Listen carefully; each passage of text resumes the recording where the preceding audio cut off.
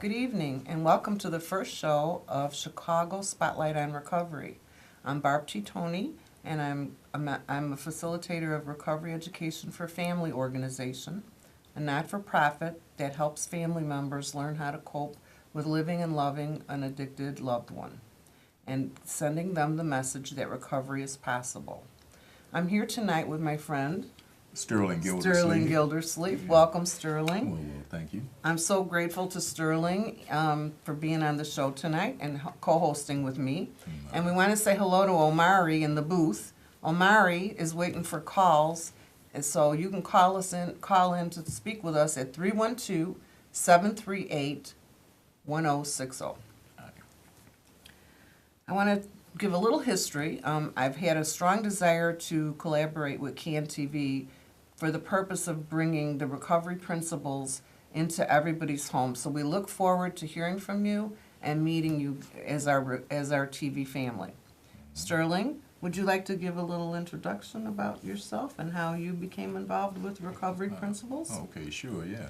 Sterling Gildersleeve. First of all, I'm in long-term recovery. I'm in long-term recovery and have had the privilege of being in long-term recovery and actually working professionally in recovery. So it's been dual. I had the opportunity to participate in both.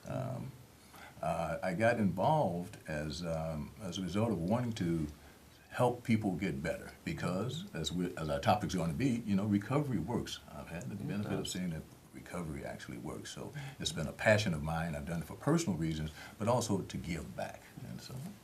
And I want to build on that and just share a little bit about my recovery story as well. I have been totally blessed to be able to experience recovery from both a professional and a personal level. I was actually born into a family with a parent who had addiction. And I consequently had to learn how to cope with that person in my life. And I even had a bout with teenage alcoholism that I overcame. And now I'm in the community working with family members to give them the message that recovery does, can, and will happen. Again, if you want to call in and share your recovery story with us, please call us at 312 at Recovery Education for Family. You can visit us on our website, refnewsforyou.info, or you can reach the Ref Resource Helpline, 708-536-8775.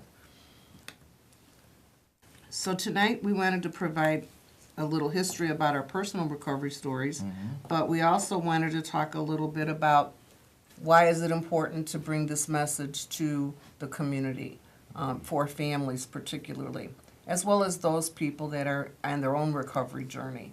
Sterling, what are some of the points that you find are important to reach out and support families with when you work with them? Well, one of the most important things I think for everyone to realize is that addiction in particular is a health issue. It's not a moral issue. I think people understand that with mental health that it's not a moral issue, but substance abuse quite often is seen as a moral issue rather than a health. And as a result, there's quite a bit of stigma attached. Quite a bit of stigma, not only in the community, but in the family as well. Definitely.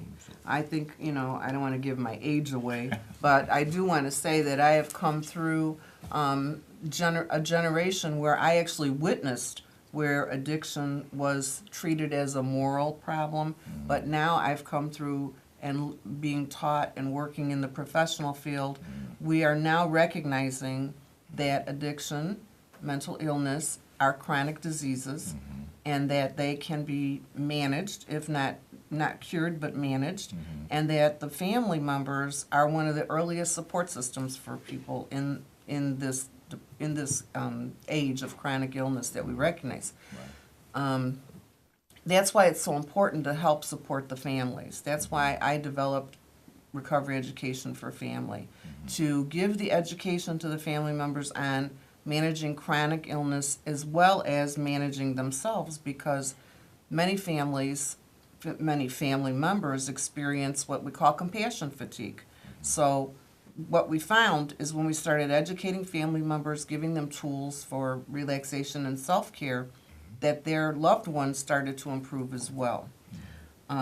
what has been your experience with trying to help families Because I've been in long-term recovery for 30 years. I've been 30 years, and I've seen things change. Hello, caller. What's your name? My name is Michael, Hi, Michael. Hello, Mike. but not admitting it. And in terms of intervention, what are the steps? Are the steps there? What do you think is best? That's a really good question. In fact, I just had her family go about creating an intervention. You know, interventions could be as short as 1 minute, and they can be as long as about what the process of intervention is, how to prepare for intervention, and what to do once the intervention is in place. Is to get a lot of information about the various types of intervention, whether it's going to be a group intervention with the family, is it going to be a motivational intervention, or is it going to be a confrontational intervention? It's very key. The most important key, though, is at any point when they're going to attempt an intervention and to have the next step ready. So oftentimes families approach a loved one, confront them, but then that kind of drops the ball on the whole process. How would you answer that, Sterling? I agree wholeheartedly with everything you said, Barb. And at the end of the process, I think it's very important, as Barbara said, is to have a plan. To have a plan of what's just sticking to your plan. Sometimes, and that's the thing that really causes interventions to not be as successful, is because family members will assist in that process. Because for the intervention to be successful, you need to follow through on your plan that you've set. I also want to bring to the attention of the families out there in their living rooms that peer support recovery programs and have some training, but they also function as kind of the person to walk alongside of you as you're going through some of these changes and making some of these plans. We offer family recovery coaching education, and it's been very successful in getting people into treatment that previously were really resistant to treatment. And by that I'm talking about family members, because they see themselves as managing the person with a disease, but they fail to take care of themselves.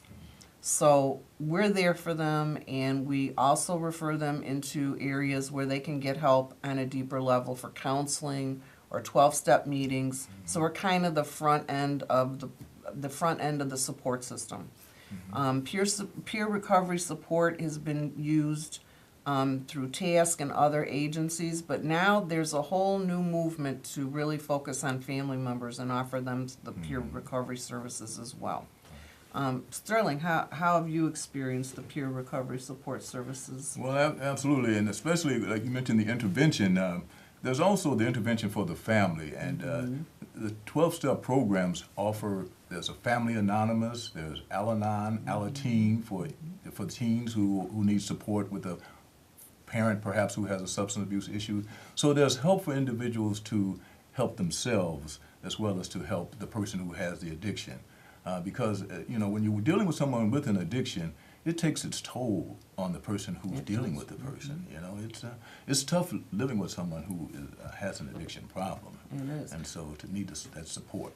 I so agree. And some of the symptoms and signs that families start to experience, particularly around compassion fatigue, are they often go unnoticed.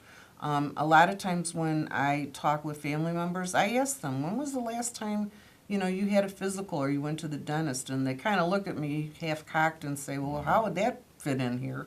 And I would say, you've been under a lot of stress. You can't even imagine how many times you might have been grinding your teeth down, or you've been experiencing headaches or stomach aches. And, when you start to connect them with those symptoms, they say, well, that's really true. I have had that. And so that's an opportunity for the discussion of wellness in the family member, but also in the family. And relaxation techniques are very, very big on the conversation. We often help them learn how to have brief, simple so they can carry it along with them. So we do a lot of work with teaching family members about themselves and what they experience. Another factor for family members high on the scale is guilt. Worried that they caused this, worried that they did something to help this person become so severely addicted, and that's just not the case. Nobody can cause a person to pick up, but we can certainly help them to put down. So we want to let family members know that there are some techniques and tools that they can use that can help motivate their person and themselves into treatment. But the biggest factor, like Sterling is saying, is that if you live recovery, people see you in recovery and they really want it after they watch you have it for a while. It's really a fascination to them at one point or another. So they'll start to ask questions. So I tell families, don't push the issue so much about you have to get into treatment. Start going into treatment yourself, and then you can see that there'll be a change in you, which creates a change in them. I would agree, Barbara. You make an excellent point. The best way to treat addiction is prevention, is to catch it before it starts. And prevention is education, and also, as Barb said, by example. So often, the older crowd thinks that drinking is okay, but smoking marijuana is not. Exactly. When they're actually kind of in the same league, they're both the same. So, you want to educate our young people about the dangers with substances, but we also have to be role models because they follow our leads. But at the same time, as Barb said, we don't need to blame ourselves if someone has an addiction problem. But like I said in the beginning, substance abuse and addiction is a health issue. It is a disease by the American Medical Association. It has nothing to do with moral. It's not about being a bad parent or a bad son or a bad daughter. It's the fact that 10% of the world's population has an addiction or substance abuse problem. 10%. And fully 1/3, 1 in 3 people is affected by it. 1 in 3. So I see we have another caller. Oh. Hi, caller. Hello, caller. Hello? Hi. What's your name? Yes, my name is Steve. Little better than nothing doing. But me personally, hello? Hello. Hello, we're here. We hear you. Me personally, I don't believe in interventions or shell-shocking people. A lot of times what I see with that, they end up doing something because of somebody else that want them to do it, which that's a good thing too, because you never know. Once you get in there, you might hear something to keep you there. But the old saying is better to want the person to want to come in themselves.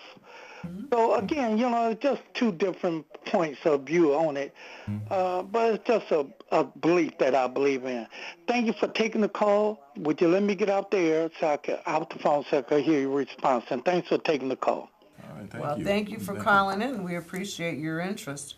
I just want to say, Steve, that we're definitely not advocating that family members don't encourage their loved one into treatment. What we're talking about are techniques that are called motivational techniques that can help family members open the conversation and be supportive and loving in a way that creates a desire for that loved one to want to get better. So when we teach family members to approach addiction as a disease and that it has symptoms and it goes into remission, but it can come out of remission, the family members then can take on some of these tools and techniques and help their loved one to get into treatment. So again, we're not saying that they shouldn't offer treatment at all. What do you think, Sterling? Well, I agree, and also I think it's important to know that when an intervention lets the person know that everyone knows about their problem. Exactly. A lot of times people with addictions think that nobody knows. They think that they're fooling everyone. So to have an intervention, that if nothing else, it lets the person know, hey, we know what you're doing.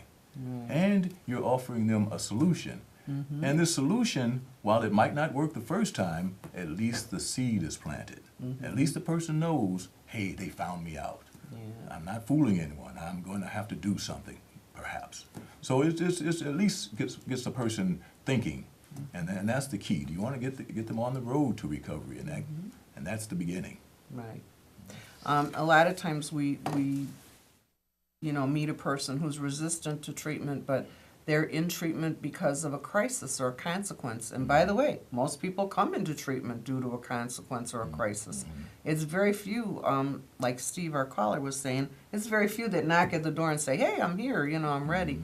But we teach family members not to fear that time in their life, but to use it as a way to help a person see that they can, accept help, and that this is very treatable disease, and it can be very manageable for the whole family and yet the person themselves.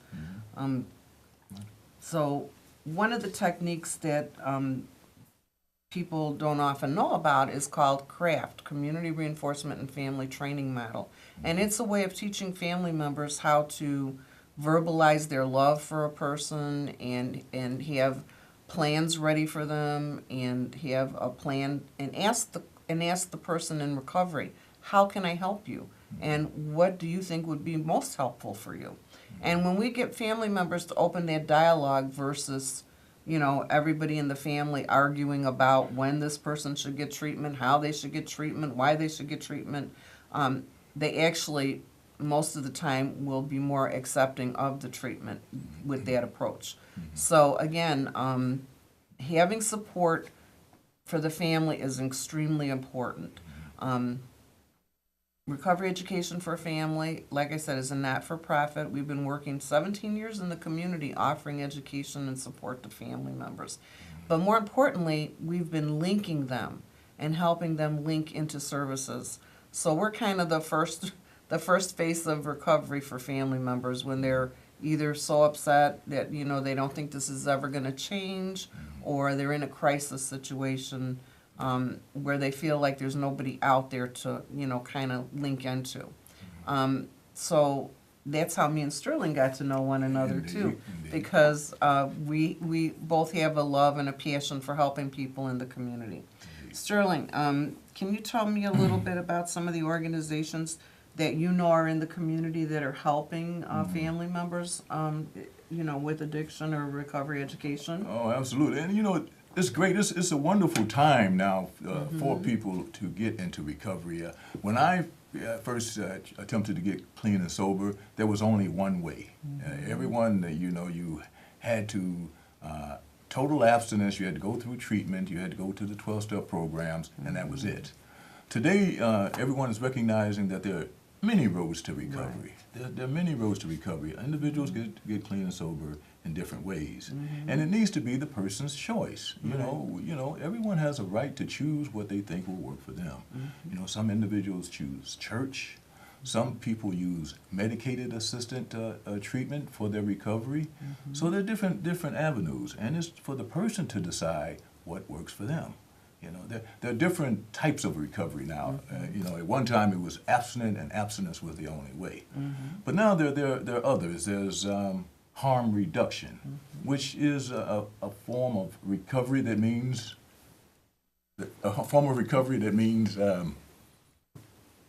that you use less. Yes, come closer, please. Oh, okay. Thank you, Amari. Thanks, Amari. Yeah, harm reduction, which is a model that means that an individual does less harm to themselves and to the community, and that's considered a form of recovery. There's a recovery that's considered, again, medicated assisted treatment, where an individual might use methadone or Suboxone as an aid to their recovery. So again, it reduces harm to the community and the person's harm to themselves, and that is a form of recovery. And then there's, certainly the abstinence-based model. But again, there are many models, and it's up the individual gets to choose, and they have those models, and they're in the community now, which is fantastic. Right. Other resources that are relatively new on the scene is in the wellness community. You wouldn't normally think that people in the wellness community would, latch on to recovery issues, but they are. And so some of the things that the wellness community offers are 12-step meditation groups. There are 12-step yoga groups now where you do your 12 steps and your yoga all in the same evening. There are travel agencies that literally book travel for sober people. You can go on an AA cruise, you can jump out of a plane or go whitewater rafting, all with other sober people that are, you know, engaging in life again in a very happy, exciting way. And I know we've started the show on kind of a serious level, but I have to say, I am so excited about being able to sit at this desk in Can TV studio with Sterling and talk about some of the exciting things that are happening in the recovery field.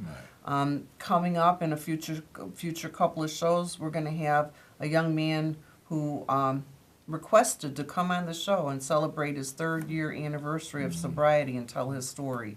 And he happens to be in the performance field. So we have musicians, we have creative people. It's such an exciting time for recovery. It really is. It's expansive of our mind, body, and thoughts. We talk about wellness and connection with our mind and body and meditation.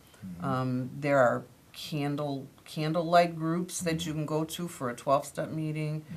There's retreats that you can go on. There's camps. I mean, so it really is an exciting time to be in recovery. You don't have to be bored and you don't have to fear what you're giving up. You can just focus on what you're bringing into your life and what you're adding versus what you're subtracting.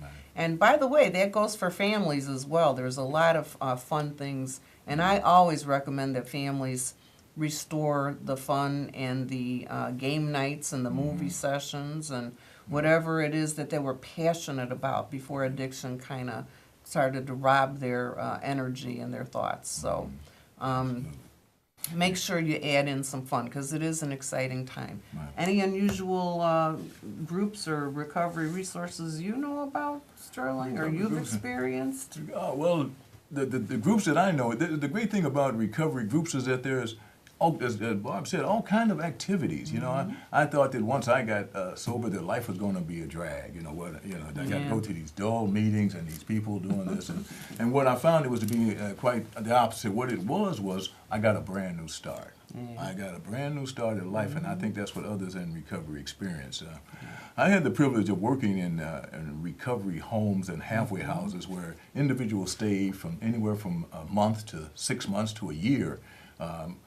In their recovery, and they actually live at the facility and with other recovering people and learn how to live sober again, how to live in recovery once again. And in that setting, you really get to see people blossom. You know, there are many ways again to get to recovery, but it's the best way. I can't say the best way, but one way that I think is most enjoyable is when you do it with others. Right. When you do recovery with others, because they get to show you get to see new ways of doing things you might not have considered. Right. Things you might not have considered. So, yeah, it's a joy to be in recovery, and a person should. Family members, don't be discouraged because it does work. Right. There is hope. There is a way. So we started our show by talking about the principle of recovery that I love the most, that recovery involves individual, family, and community strengths and possibilities. One of our mottos at our organization, Recovery Education for Family, is don't just hope to cope. Come on in. Talk about it. Get some help. Enjoy. Well, we're going to wrap up this evening. I want to give Sterling an opportunity to have a closing statement. And then we want to remind you to come back next week at 5 o'clock on Thursday for Chicago Spotlight on Recovery with our guest, Jam Alker.